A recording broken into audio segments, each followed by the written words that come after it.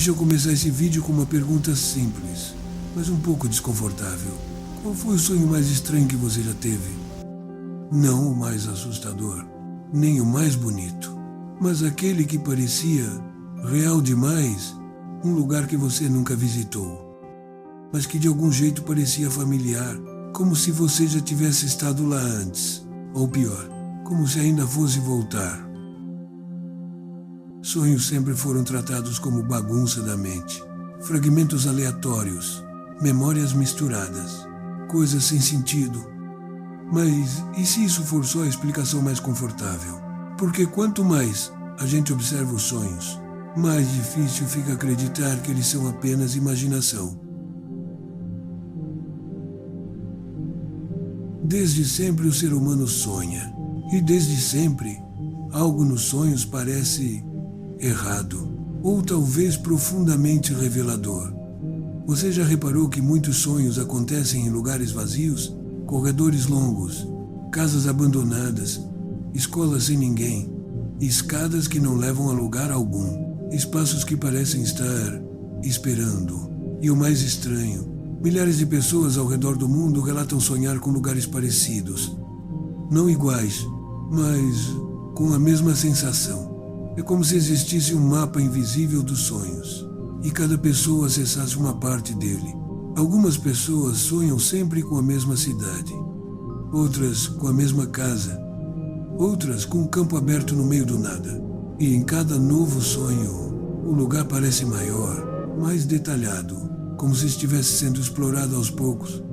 Isso não parece um sonho comum, parece um mundo persistente. Quem já teve sonho lúcido costuma relatar outra coisa perturbadora. Os personagens do sonho. Normalmente, eles agem como figurantes. Repetem frases, não questionam nada. Mas em sonhos lúcidos, alguns encaram você e perguntam: você não deveria estar aqui. Por que você está fazendo isso? Você sabe que isso não é real, né? A ciência diz que isso é o cérebro conversando consigo mesmo. Mas a pergunta é: por que essas figuras parecem surpresas? Por que algumas reagem com medo, outras com hostilidade, outras com silêncio absoluto, como se você tivesse quebrado algo? A psicologia diz que isso é o cérebro misturando memórias fragmentadas, lugares vistos rapidamente, sensações esquecidas, emoções antigas. Mas essa explicação não responde à pergunta principal. Por que esses lugares nos reconhecem? Por que, mesmo sabendo que nunca estivemos ali, algo dentro da gente diz: você já conhece esse lugar.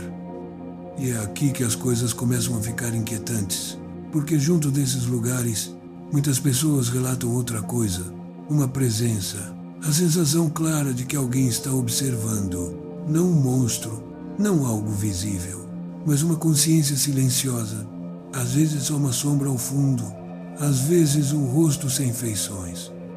Às vezes apenas a certeza absoluta de que você não está sozinho. E o mais perturbador, em muitos casos, essa sensação continua mesmo depois de acordar.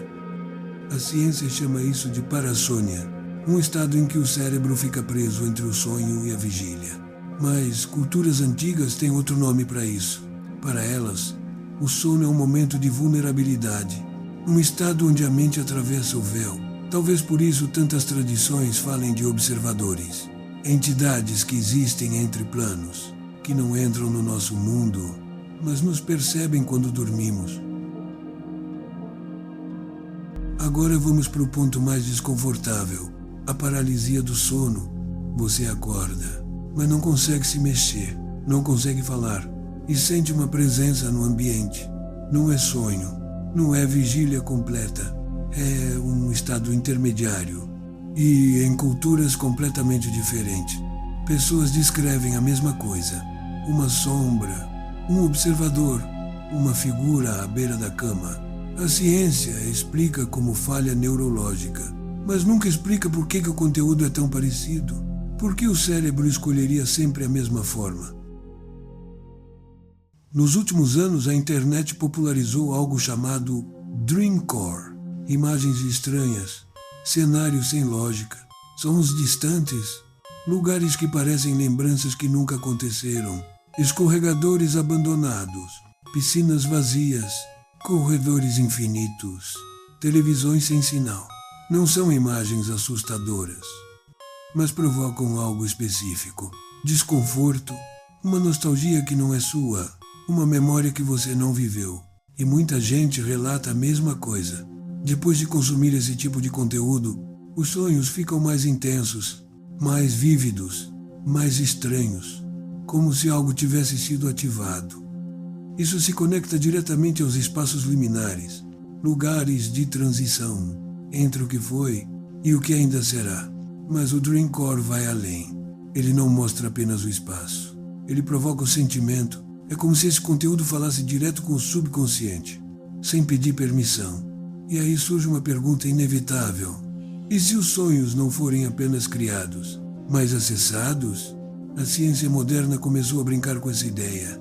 Existem experimentos reais com incubação de sonhos, onde estímulos externos influenciam diretamente o que a pessoa sonha.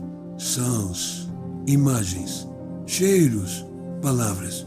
O cérebro dormindo não está desligado, ele está aberto. Em alguns estudos, cientistas conseguiram plantar temas específicos nos sonhos. Isso já é realidade. Agora pensa comigo, se é possível influenciar um sonho, é possível interferir. E se é possível interferir, até que ponto o sonho ainda é só seu? Alguns teóricos acreditam que o sonho é um espaço compartilhado, não fisicamente, mas informacionalmente. Uma espécie de rede, onde símbolos, medos e arquétipos circulam. Isso explicaria por que tantas pessoas sonham com as mesmas coisas. Com corredores, com quedas, com perseguições, com vozes chamando seus nomes. Talvez não seja coincidência. Talvez o sonho seja um lugar onde a mente humana se encontra. Outro detalhe que pouca gente percebe. O tempo nos sonhos não funciona como no mundo real. Você pode viver dias, semanas, às vezes anos, e acordar em minutos. Isso levanta uma questão perturbadora. Se a mente consegue simular experiências tão longas, tão detalhadas, tão emocionalmente reais, então o que define o que é real? Talvez o tempo seja só uma percepção, e o sonho seja um espaço onde essa regra não existe. No fim, talvez sonhar não seja sobre entender, mas sobre experimentar. Os sonhos nos lembram que a realidade não termina quando fechamos os olhos, que existem camadas da consciência que ainda não compreendemos, e que enquanto dormimos, podemos estar entrando em lugares que não foram feitos apenas para nós. Então, da próxima vez que você sonhar com um lugar familiar demais, ou sentir que alguém está te observando, talvez não seja só um sonho, talvez seja você, olhando para algo que sempre esteve lá,